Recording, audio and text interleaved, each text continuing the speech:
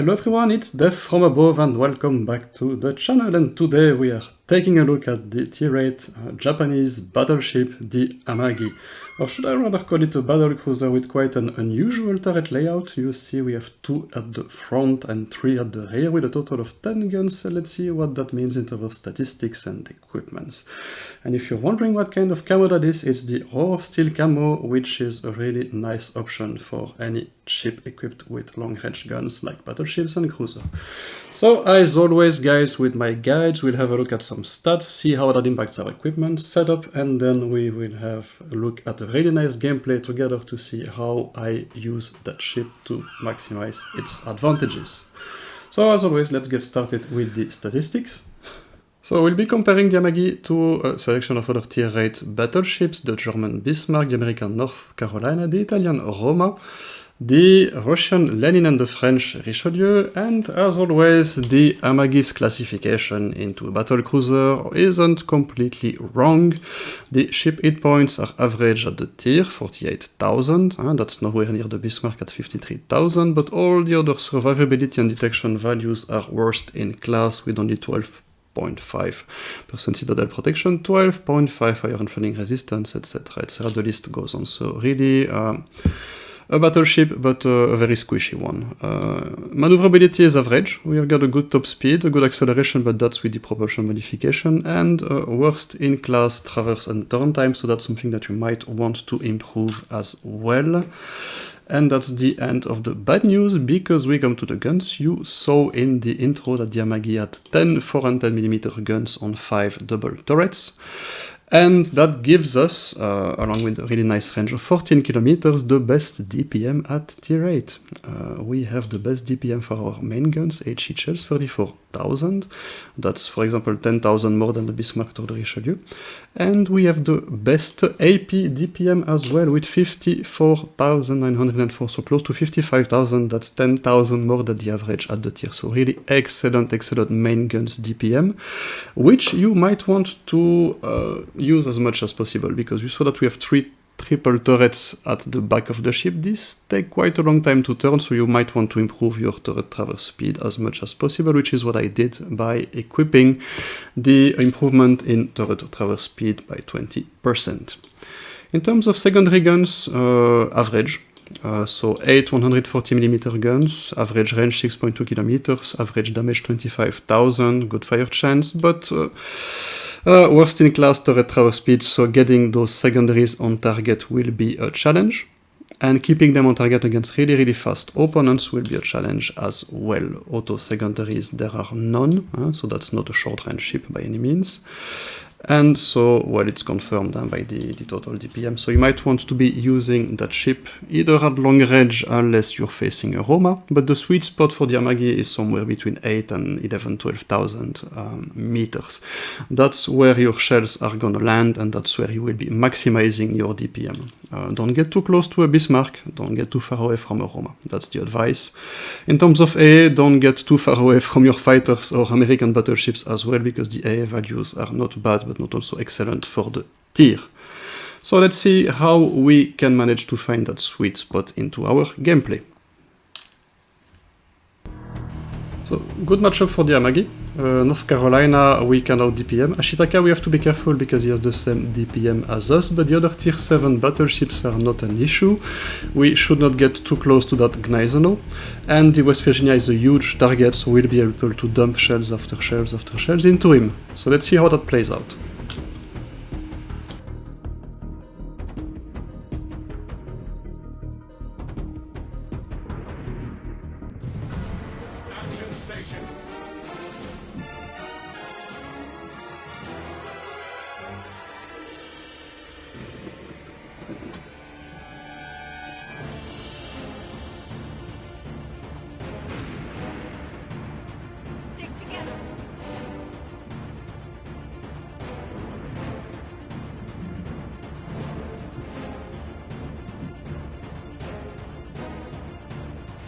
I'm just going with the fleet, going my fleet mate, waiting for the first targets to appear, which should be spotted by the destroyer in front of me, and you see that my guns are already facing in that direction.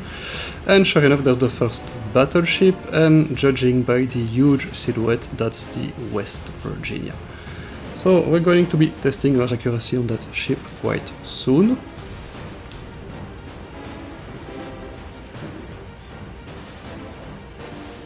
And sure enough, that's a huge target. Let's see how many shells we can put.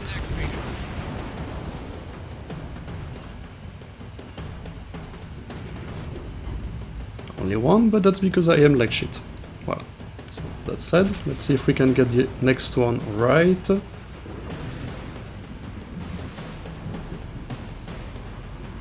I shouldn't be leading that much. When I look at the game, when I look back at the game, I mean, that thing is super slow. It's 20-22 knots max, but still we managed to get 9 shells on target out of 10, so that's really good.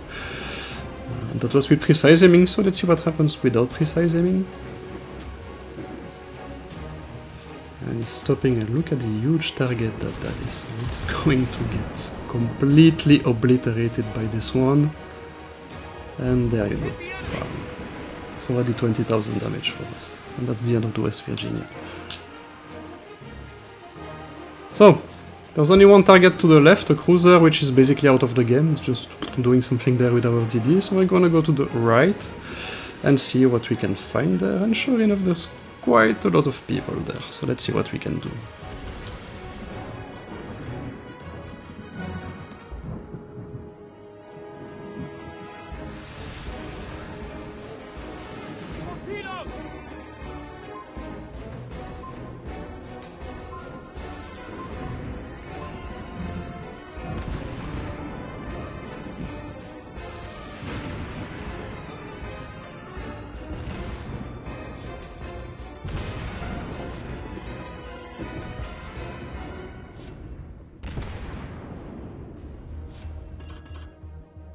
So I didn't engage that DD because I wanted to keep my shells for another opponent, and sure enough, here he comes.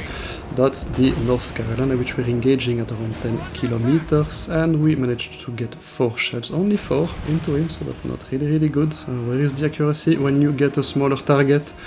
So let's see what we can do to him. Let's focus him as much as we can.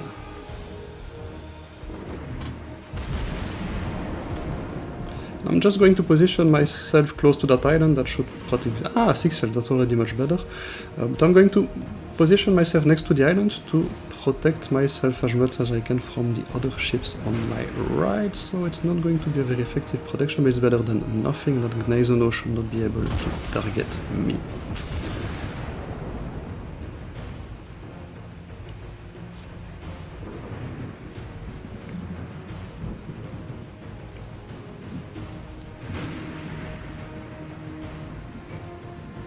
I don't like my position there, to be honest. I'm going to use my maneuverability to just flank them, and we get a couple of nice broadsides into them as well. So using our speed here to just go to the right. And here actually I failed to notice that the DD that I saw leave to the left earlier is actually coming back. And I completely failed to notice him. So let's see what happens.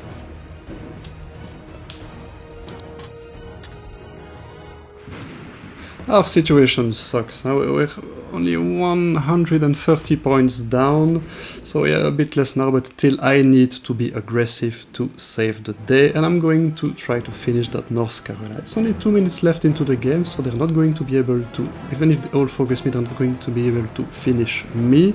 So let's see what I can do to the North Carolina, and I can see him, can I hit him? Precise aiming, and we put how many shells in? And whoa, there's the destroyer that I completely forgot. So I'm immediately going to stop. I'm going to put my secondaries into him, and sure enough, the torpedoes will hit. Won't hit us, and they will just be flowing right in front of us because we immediately stopped. So there you go, that DD should have known better, and we can keep pumping shells to the North Carolina. The Ashitaka is a really danger for us, so I'm going to angle towards him, and I will keep focusing on the North Carolina until it's down, because we really need those points now. So there we go, that should finish him.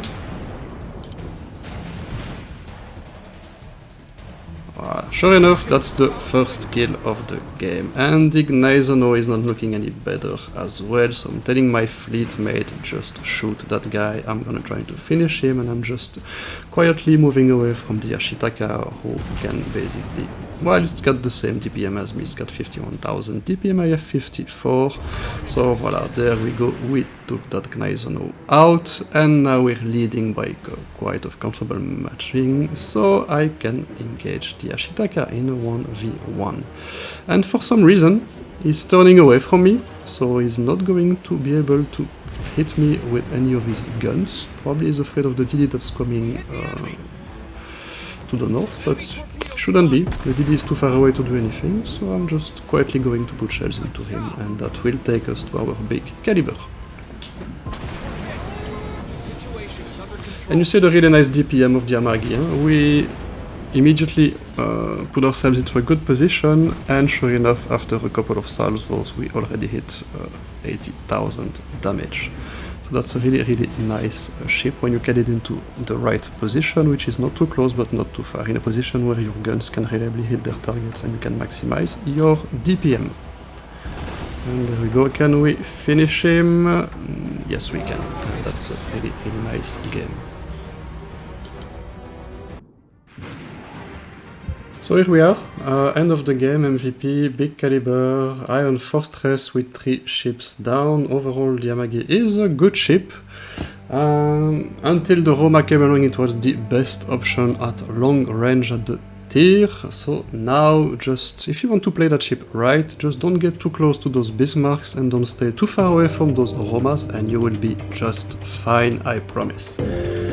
So as always guys, thanks for watching. If you liked that video, don't hesitate to like, subscribe and leave a comment below. That was DeathFromAbove signing out.